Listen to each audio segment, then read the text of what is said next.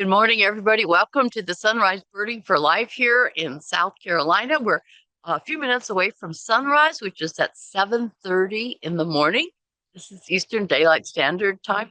Coming up in November, we're going to be like an hour earlier than we are now, so get prepared for this.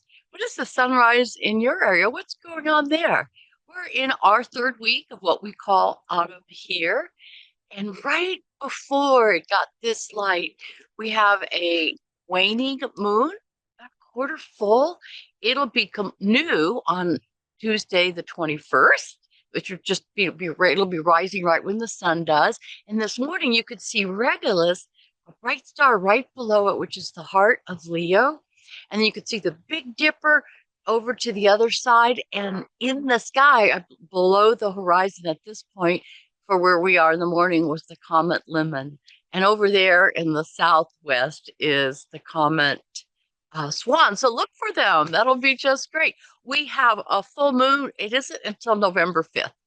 And it's going to be a beaver moon and it's going to be full. And we're going to be in Guyana at that time. And we're going to try to keep doing these live from there. So we hope to see you at the sunrise down in South America. What are the stars and moon doing in your area?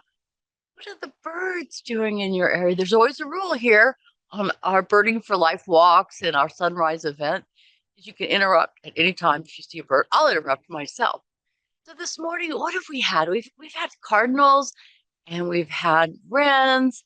We have had a Carolina wren, which is a state bird here, crows and chipping sparrows. It's been a little bit quiet. It'll pick up in a little bit. The fall migration is still fairly much at its peak. We had about 11 million birds go over last night. They're headed south. So coming up on Saturday, the 18th, is the beginning of, well, it's several different traditions, but we could say a lot in India it's celebrated is Diwali. It's October 18th through 22nd. So I thought we would have a little bit of a reading and talk about light and darkness today, because Diwali is known, especially on the center day, on the 20th, to light clay pots to ward off spiritual darkness. So here's a reading adapted for that tradition. O earth, O goddess, O spirit of life, born from the struggle between good and evil, guide us toward the light. In a world where plenty is possible, let us end hunger, thirst, homelessness. And I would add wars, loss of biodiversity, and climate change. In your nurturing hands, let us seek refuge from want, fear, and violence. With your grace, let us be reborn in your image, where all needs are met, where morality, and love are abundant. Can't get rid of mortality, and whereby we are free. So that's our reading for the day. We usually begin with the reading and then a little reflection around that. So here we are celebrating the light of the sun and the fading darkness and the fading light of the sun, of the stars, other suns, and the moon, our comets. Our time together encourages us to look towards the light. You can see the sun. She's about ready to come up there. To see the light, even though when dark is all around us. And many worldviews celebrate the light and the dark. It isn't just the Diwali tradition. But I wonder, how do you deal with the dark times of your life and the light times of your life? I wonder if we should even distinguish between dark and light, because dark is also important for this world. It's a time when the migrating birds move at night, so they need the night. It's also a time of rest and rejuvenation, and it's also a time to seek to satisfy hunger, such as in our predators. One of the nighttime predators that we have here right now is, we have 4 species of owls, but right now I've only seen 3 here. And owls, I mention owls because they're also an important symbolic bird for Diwali, because they are a symbol, like in many cultures, of wisdom, their protection from ill fortune, and their warning against greed. It's a little hard on the owl to have these much traditions for them because people will trap them and kill them and sell them and sacrifice them during this time. And it doesn't just happen in those traditions that celebrate Diwali. It happens all over the world because the owl, depending on where you live, have various symbols of wisdom and intelligence, magic, mystery, and omen of death. So they can also be killed here. So we do want to take care of them, even with our human cultures and myths around them. For here at Wondrous Retreat Center, the owl is really important to us. Up in one of our rooms is called the Owl Roost. We wanted to honor owl our whole lives, OWL, because it was a symbol for Meredith, my spouse, and I, the other abbot here at the retreat center, it was a symbol for us. The owl, because wisdom and because of his academic background, and an owl for me, well, because it's a bird, right? So for our wedding, that was our symbol of our bird. And he wrote a poem for that time. The owl has special feathers, wing feathers that quiet its flight, so the prey never detects the predator. One noiseless flap or two, and the small mammal is caught. As out of the soul's dark night, love is suddenly there upon us. Talons, talons and beak, and we succumb and turn our bodies over to the nourishment of a grander thing.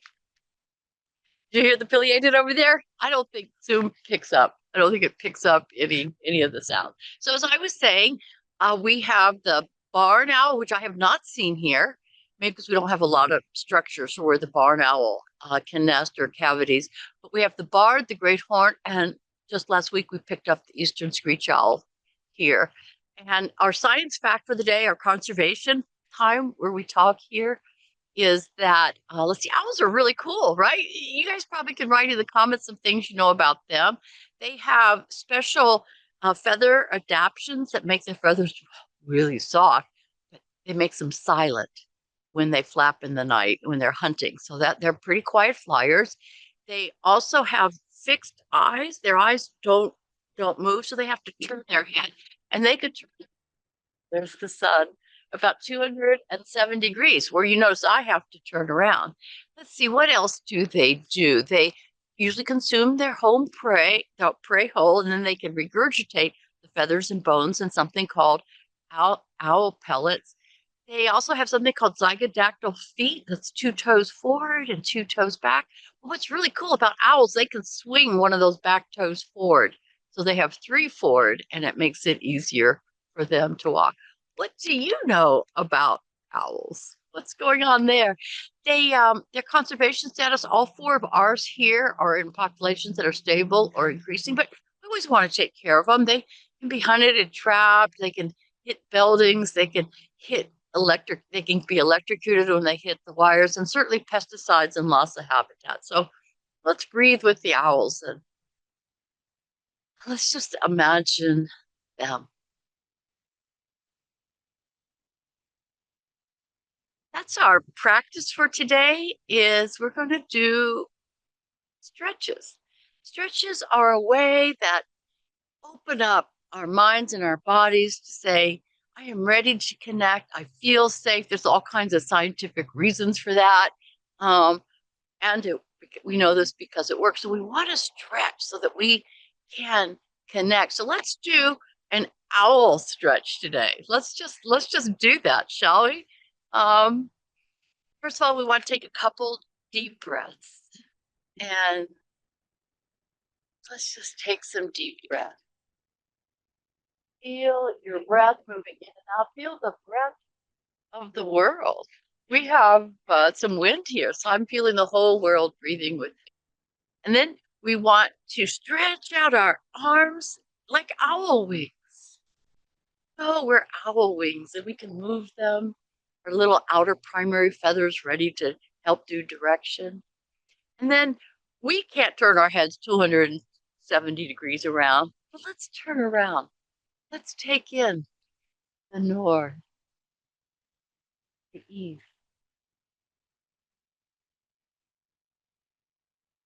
south, the west. And then if you're an owl flying, you may swoop down and touch the ground because that's where a lot of the mice and where your prey are that you will want to consume nourishment for a grander thing. We'll touch the ground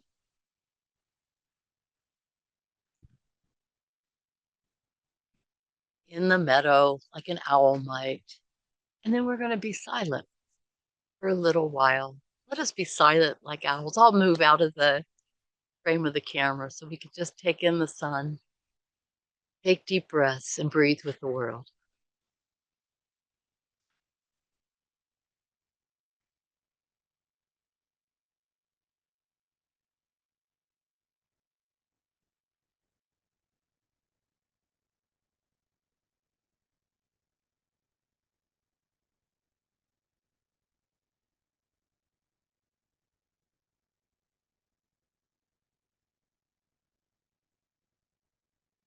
What did you hear during that time of of silence? We're not having much bird calls here right now, none that I can hear. After the pileated woodpecker call, it's been pretty quiet. I can hear the wind in the trees, though. And the wind is even moving some of my electronic gear around. So that's what I'm doing. I'm trying to keep it from falling off. We come towards the end of our time together with questions for the day. And if people are alive, they have a chance that we can talk about this now. And if not, you can journal it before we meet again next Tuesday. You can also write comments in the meetup group as well as in the YouTube recording of this. So, where for you is light and dark in your lives? And where can you bring lightness into the world, whatever that means for you? Perhaps you want to bring darkness into the world, a time of rest and reflection and quiet.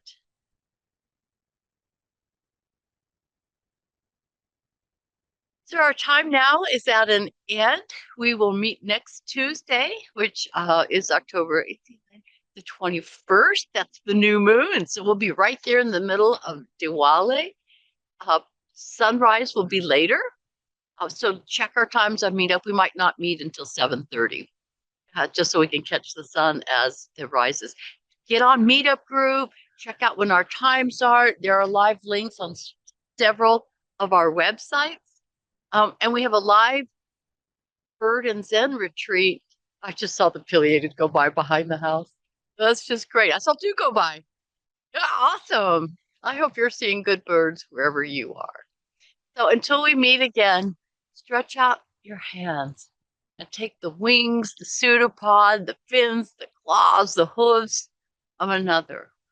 Hold the whole world so that you may be held, so that we may turn our lives as nourishment for a grander thing.